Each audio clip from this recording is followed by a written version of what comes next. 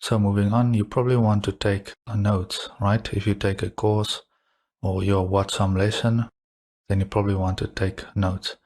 So how can we do this? Now, traditionally, you might be using Word or LibreOffice or Google Docs, your typical applications, but these are not ideal for taking notes. You have one long kind of document to scroll through, so it's not optimized for this purpose. So what I'd recommend instead is that you look at Evernote, for example, or Dropbox Paper or Microsoft OneNote. So I'll provide a quick introduction to Microsoft OneNote, which is what I prefer to use. I do use Dropbox Paper for a few things here and there, but for the most part I find that Microsoft OneNote is great. This is not a tutorial on Evernote or OneNote, but I thought I'll give you an example here. So I have OneNote open here, and we have these different tabs at the top. I just have an example notebook open here called Example Book, and you have a drop down in there that shows you all of your different notebooks, and so you can create a new notebook in there. So you have these different tabs at the top. You can add more and rename them. Then you also have pages. Each one of these tabs has pages in here, so you can add pages. You can have many pages, and you can come in here and give that a title. Another fun thing in here compared to something like Word is you're not restricted to where you write. So what I mean by this is, say we had a picture over here, and I'll just bring up a picture, right? So you can go to Insert, Screen Clipping. You can click on that and you can take a snapshot of something.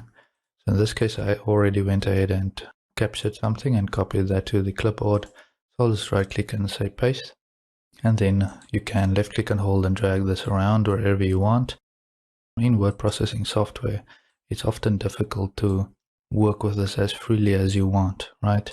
So the thing is, you can come in here and drag this picture around, left click wherever it is that you want to start typing,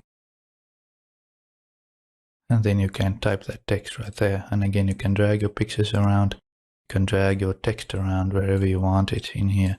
You can insert tables, for example, and various other things like that. You can also, if you have a Wacom tablet, you can write just like you can in a notebook. You can, for example, select one of these tools and then you can start writing in here, start drawing out, and I'll just go to a home page again. And you can select that and you can move that around. And you have various other options in here as well. You can tag things, you can delete that, and so forth. So each one of these pages again can have a different title, and you can have multiple pages at the top here. So it's much easier to organize again if you have a lot of notes, right? Than in something like Word, where you would have to scroll through all of your notes. So I suggest you go in there and find a program that works for you in keeping track of all of your different notes. Again, in here, you have different notebooks. Okay, so you don't just have one, you can have different notebooks in here. They can all have different sections, each with their own pages as well. So maybe I have one notebook for Word. For example, if you followed along in a tutorial on how to do different things in Word or Photoshop or Modo, whatever the case might be, I have different notebooks in there. I use this all the time. I don't know what I would do without OneNote. It's very useful. That's it for this. I hope you find this useful. So a few study tips basically. Firstly, go and watch the lesson. So you watch the lesson or the part, a subsection, and then go and try that, experiment with whatever the tool or topic it is that we cover in that section. Go and experiment, play around with a few ideas, and in this way you'll learn the tool again through experimentation. So go and build something unique. All right, in other words, don't just copy and paste what I'm doing. The important thing is to understand what it is that I'm explaining so that you can take that knowledge and apply it to your own projects. And in this way you learn through experimentation, experimenting with the tools.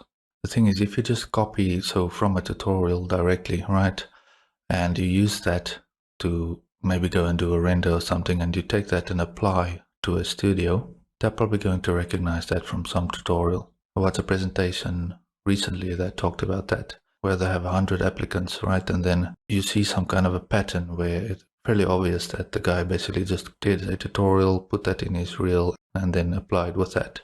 That is not very useful. You need to go and experiment, do something unique. That is how you gain experience. You have to see the lessons and then the tutorials as an explanation of the tools, and you take that understanding further and apply that to your own projects. Another very important thing, which is you have to try and find some kind of partner or a small team and then go and work together to produce something. Okay, so you have to go and actually build something, work on something. That is how you learn and experiment. Maybe your task is to build some kind of HTA, some kind of reusable tool. The other guy might be a character artist and maybe he does hair and fur or something like that. Another guy might be interested in lighting and rendering and so on. Of course, there's some overlap. You can, work together on various things. But the point is you have to try and build something. In the real world, you probably work with a team on fairly larger projects and need to collaborate and, again, work together to produce something.